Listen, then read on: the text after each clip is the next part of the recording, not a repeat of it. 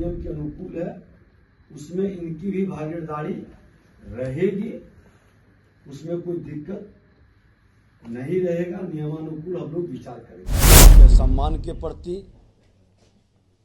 हमारी जिम्मेवारी बढ़ गई है और जो हमारे अभियान को सफल करेंगे, सरकार के संकल्प को साकार करेंगे, मैं उनके सम्मान में कमी नहीं आने देंगे। कि हम लोग अवकाश पे जाने वाले थे, उसकी नोटिस देने से लेके और आज तक लगातार हम लोगों के बीच में संवादहीनता जैसी कोई स्थिति नहीं पैदा हुई। लगातार संवाद होते रहे और वरीय स्तर पर, उच्चतम स्तर पर लगातार संवाद होता रहा।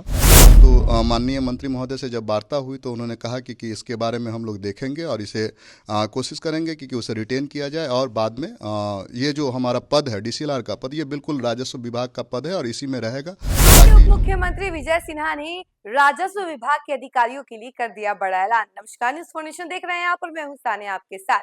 बिहार के उप मुख्यमंत्री विजय सिन्हा वैसे तो अक्सर ऑन द स्पॉट फैसला देने के लिए जाने जाते हैं।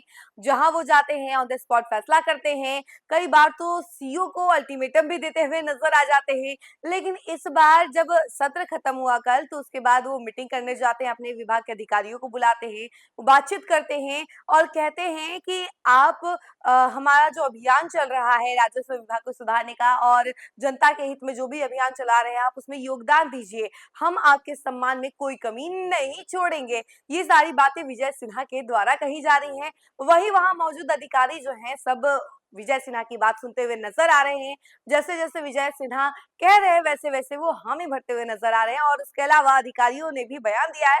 उन तमाम बयानों के साथ हम आपको छोड़े जाते हैं। तौर पर राजस्व भूमि सुधार विभाग के अंदर जो अभियान बिहार के जनता के हित में चल रहा है, उस अभियान में इन लोगों का फिर से योगदान का हमने अपील किया था, इन्होंने स्वीकार किया है। इनके सम्मान के प्रति हमारी जिम्मेवारी बढ़ गई है और जो हमारे अभियान को सफल करेंगे, सरकार के संकल्प को साकार करेंगे, मैं उनके सम्मान में कमी नहीं आने देंगे। उनके उत्साह आगे बढ़े, ये वातावरण हम जरूर बनाएंगे। नियम के अनुसार जो आरोपित नहीं होंगे, बेहतर काम करेंगे, वो आगे बढ़ेंगे। अभी एक्चुअली एक केस चल रहा था CWJC 5902 2024 का, उसमें कुछ निर्णय आए थे।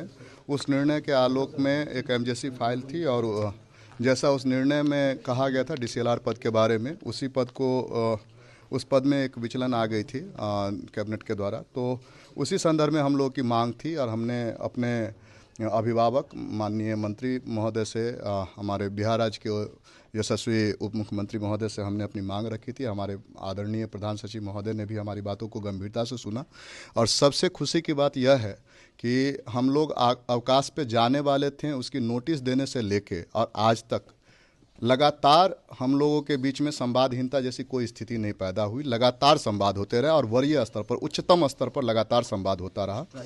और जी, और कुछ शर्तें थीं जिस पे हमने माननीय महोदय से अनुरोध किया था कि जो हमारा डीसीएलआर का पद है द्वितीय प्रमोशन का, यह हम लोगों के राजस्व सेवा के अंतर्गत ही बना रहेगा और माननीय मंत्री महोदय ने भी इस पर सहमति जताई कि बिल्कुल यह हम लोगों के साथ में बना रहेगा।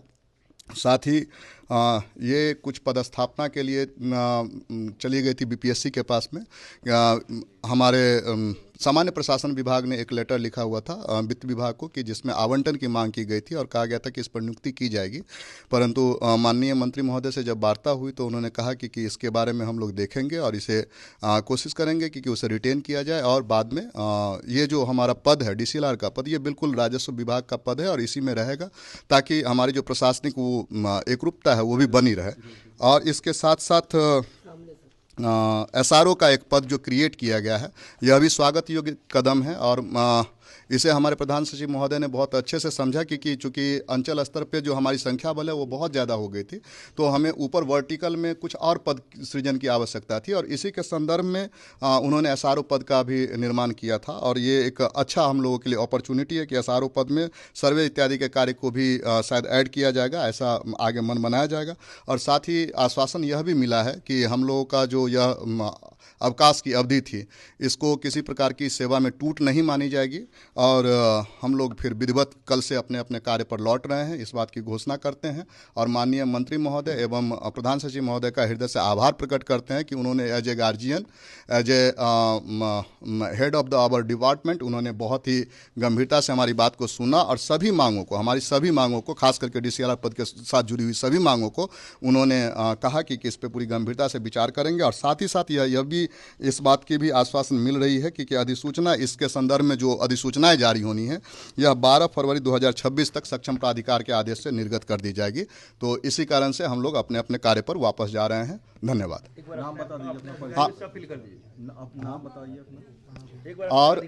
और सबसे बड़ी बात यह है कि हम यह भी वचन अपने मंत्री महोदय और एवं अपने प्रधान सचिव महोदय को देकर जा रहे हैं कि राजस्व महाअभियान का जो अभी हमारा द्वितीय फेज चल रहा है, जिसमें हम लोग पहले फेज में हम लोगों ने लोगों के एप्लीकेशंस लिए थे, और सेकंड फेज में अभी हम लोगों को जो एप्लीकेशन आए हैं उसको निष्पादित करना है, और उसे हम लोग त्वरित गति से निष्पादित करेंगे।